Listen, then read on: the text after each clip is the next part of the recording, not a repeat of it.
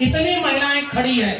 क्या इस देश की महिलाओं को, जिनको कहा जाता है कि शिव चर्चा कराओ, कोरोना माता का मंदिर, एक दो कथा सुना दे सर, फिर उसके बाद आप शिक्षा मंत्री जी को सुनेंगे। मैं भोजपुरी इलाके से आया। पाखंड और अंधविश्वास क्या होता है? कोरोना माता का मंदिर पहली बार कहाँ बना? बिहार में बनाया गया, पता है ना? मैं एक कथा सुनाता हूँ और मेरा पीएचडी का काम है भक्ति आंदोलन पर। जिसको भावना आहत हो वो मुझसे कलम और किताब लेकर डिबेट करा लेगा, मैं दस्तावेज लेकर आ जाऊंगा।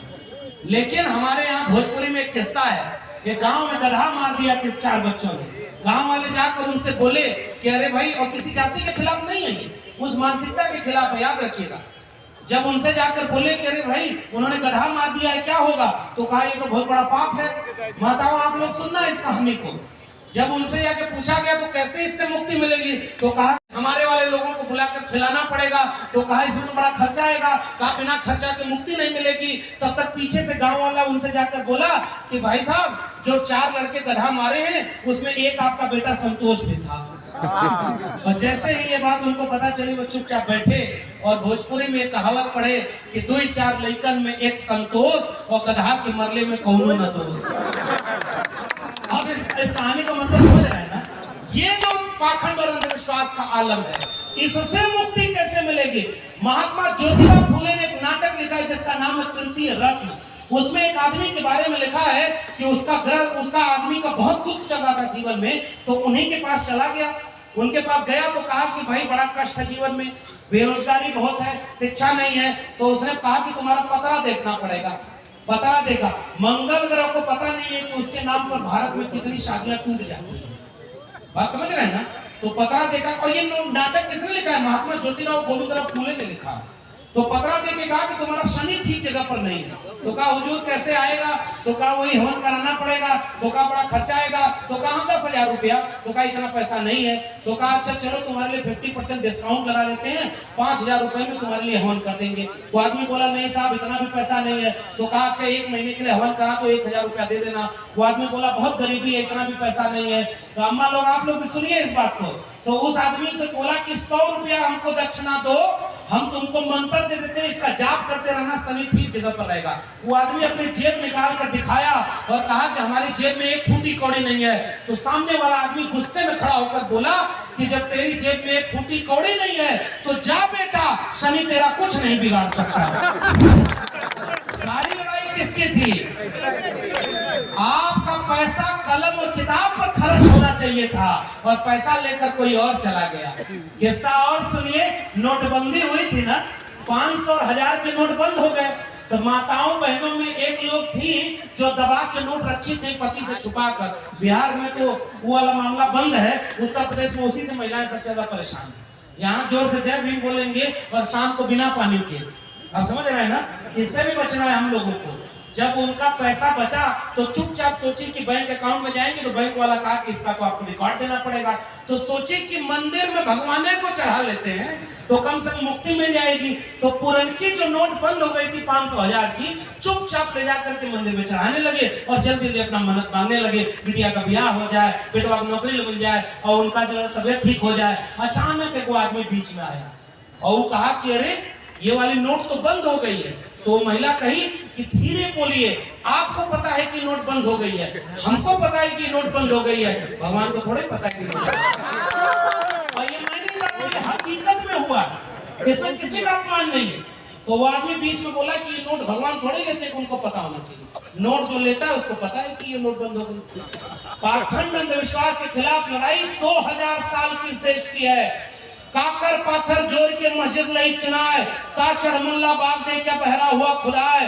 तो पाथर पूजे हरि मिले तो मैं पूजू पहाड़, और ताते ये चाकी भली पीस खाए संसार। अरे इन कौन रान पाई, हिंदुन की हिंदुआई देखी तुर्कन की तुर्काई, अरे इन कौन रान पाई। उस महात्मा कबीर ने पाखंड अंधविश्वास के खिलाफ जो लड़ाई लड़ी थी, वही लड़ाई तो हमारी लड़ाई है, कलम और किताब की लड़ाई है। और इसलिए कलम और किताब बचाने के लिए ये जो आंदोलन और ये मिशन हो रहा है, कलम और किताब बचेगी कैसे? यहाँ आप जय भीम का नारा लगाएंगे और अचानक आपकी जात बिरादरी का व्यक्ति चुनाव लड़ने आ जाएगा तो उसको वोट दे देंगे, तो फिर संविधान बदले जाएगा कि नहीं बदला जाएगा? और अगर संविधान बदल दिया जाएगा तो इतिहास का क्या करेंगे? इसलिए हम अपनी लड़ाई किसी के खिलाफ नहीं करते। एक आखिरी बात कह के जा रहा हूं पाखंड और अंधविश्वास इसलिए जरूरी है इससे बचना क्योंकि यह आपको तर्कशील और विवेक उत्पन्न देता है। हमारे यहाँ अर्चक संघ में कथा कही गई है। ये दादाजी गुजर गए तो पिताजी ने कहा कि उनकी आत्मा कहाँ है, तो कहा ऊपर है। तो कहा वहां कोई दिक्कत, कहा दूध पीने में दिक्कत है, गाय गोदान कर दीजिए। अब बिहार के लोगों को पता है ना गोदान किस नाम पर मांगा गया। तो कहा आत्मा वहां दादाजी तक कैसे पहुंचेगी। तो उन्होंने कहा कि हम है ना उनके प्रतीक धरती पर, हमको देंगे तो उनको मिल जाएगा। तो वो नई वाली गाय लेकर चले गए। कुछ दिन बाद वो आदमी आया और फिर पूछा कि दादाजी कैसे हैं। तो कहा गाय का बढ़िया दूध पीते हैं, बस रात में सोने के लिए दिक्कत होती है, वो चारपाई अगर मिल जाती। तो कहा चारपैया दादाजी तक कैसे पहुंचेगी। तो कहा हम है ना धरती पर, हमको देंगे तो उनको पहुंच जाएगी। नई चारपाई पिताजी देकर चले गए। तीसरे दिन आए और तीसरी बार जब आए तो कहे कि आज पिताजी कैसे। तो कहे नई वाली गाय का बढ़िया दूध पीते हैं और बढ़िया चारपाई पर सोते हैं। देखो दिक्कत यह है कि डेरी अंसोल घूमने में साइकिल नहीं है, पैदल जाना पड़ता है। अगर नई साइकिल मिल जाए तो काम हो जाए। तो वहीं उनका एक पोता बैठा हुआ था जो कलम और किताब से दीक्षित हो गया था। उसने कहा कि ये आदमी झूठ बोल रहा है, पिताजी आपने साइकिल, गाय और चारपाई जो भेजी है वो दादाजी को मिली ही नहीं। तो वो आदमी कहा तुमको कैसे पता नहीं मिली। तो उसने कहा दादाजी हमको चिट्ठी लिखकर भेजे हैं कि तुम्हारा भेजा हुआ हमको कुछ नहीं मिला। अब वो आदमी गुस्से में कहा कि ये चिट्ठी तुम्हारे पास किस रास्ते आई। तो वो लड़का बोला उसी रास्ते जिस रास्ते आपने गाय भेजी थी, चारपाई भेजी थी और साइकिल भेजी थी। ये अंधविश्वास इसलिए क्योंकि आपने शिक्षा की अहमियत नहीं समझी। अगर आप शिक्षित और जागरूक होंगे तो धर्म खतरे में नहीं होगा, कलम खतरे में होगी। आपका बेटा बेटी स्कूल बचाने जाएगा, वो किसी धर्म के जुलूस में नहीं जाएगा। धर्म आपको बाहर लड़ाने के लिए खड़ा कर दिया। मौको कहां ढूंढे रे बंदे, मैं तो तेरे पास में। ना मैं मंदिर, ना मैं मस्जिद, ना काबे कैलाश में, ना मैं जप में, ना मैं तप में, ना मैं व्रत उपवास में। खोजी हो तो तुरते मिल हो पल भर की तलाश में। और कहे कबीर सुनो भाई साधो, मैं तो हूँ विश्वास में। वो जो आपके अंदर भगवान था उसको उन्होंने बाहर खड़ा करके केवल लड़ाई करवाया। हिंदू बना मुस्लिम, मंदिर बना मस्जिद, हिंदुस्तान पाकिस्तान कब्रिस्तान। आप क्या बोला है तमाम उन बहुजन लोगों ने जो ये सवाल खड़ा किया सम्मान और स्वाभिमान का। तो गर्दन काटने और जीभ काटने वालों को मेरा एक सवाल है, भाई आपके यहाँ तो काटने मारने का परंपरा नहीं था। आपके यहाँ तो ऐसी ताकत हुआ करती थी कि एक श्राप दे देते और ये भस्म हो जाते।